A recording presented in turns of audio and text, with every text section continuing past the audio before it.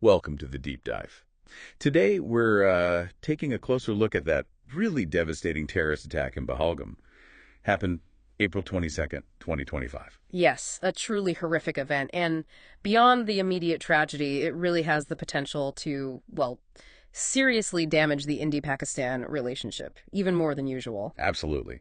We've been looking at some analysis of the event, and our aim today is to, unpack the key facts, understand the immediate fallout, and maybe touch on the wider implications for stability there. Well, the details that are coming out, they paint a pretty grim picture. The location was the Baisaran Valley, which is near Pahalgam, a well-known tourist area, actually. Right. And on April 22nd, gunmen just opened fire on tourists. That's the report. The human cost is just staggering. It really is. We're hearing at least 28 people killed, mostly Indian nationals, 25 of them, but also one person from Nepal, and over 20 injured as well. And the weapons involved. M4 carbines, AK-47s. That suggests, this wasn't spontaneous. It points towards planning. A certain level of organization, yeah. Yeah.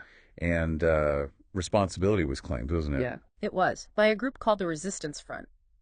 Now, they're identified in the analysis as an offshoot of Lashkar-e-Taiba. Which is, of course, based in Pakistan. That connection is obviously significant. Hugely significant. And the claimed motive is also deeply disturbing based on the analysis. Yeah, I saw that. They're apparently opposing demographic changes in the region. That's the stated reason. And there was that, frankly, chilling detail reported about attackers demanding religious recitations before killing victims. It really underlines the kind of extremist ideology we're potentially dealing with here. It's brutal. It is. And as you might expect, India's reaction. It was swift. And quite forceful. Understandably so.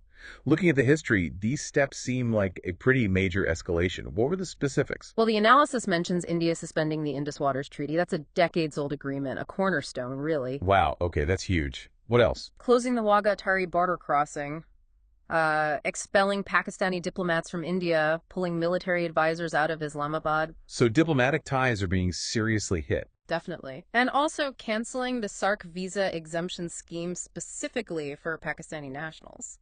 It's a broad response. SARC, for clarity, being the South Asian Association for Regional Cooperation. Right. So pulling diplomatic, economic, water-related levers.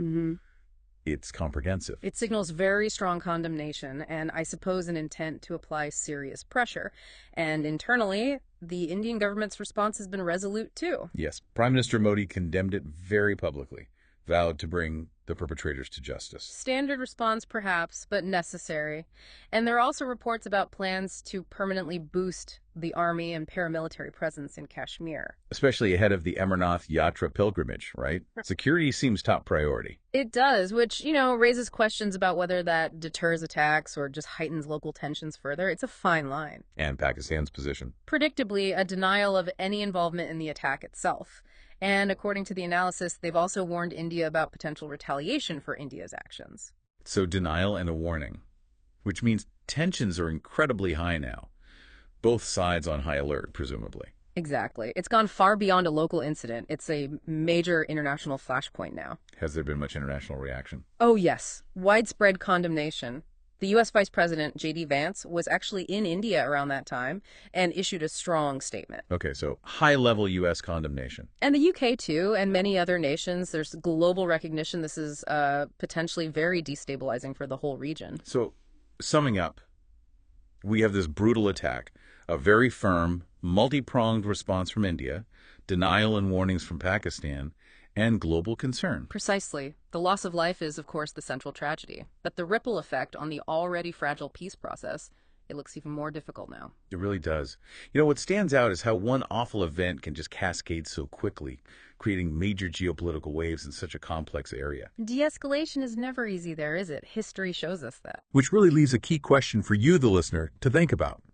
How can events like this Pahalgam attack unravel things so fast in these complex geopolitical spots?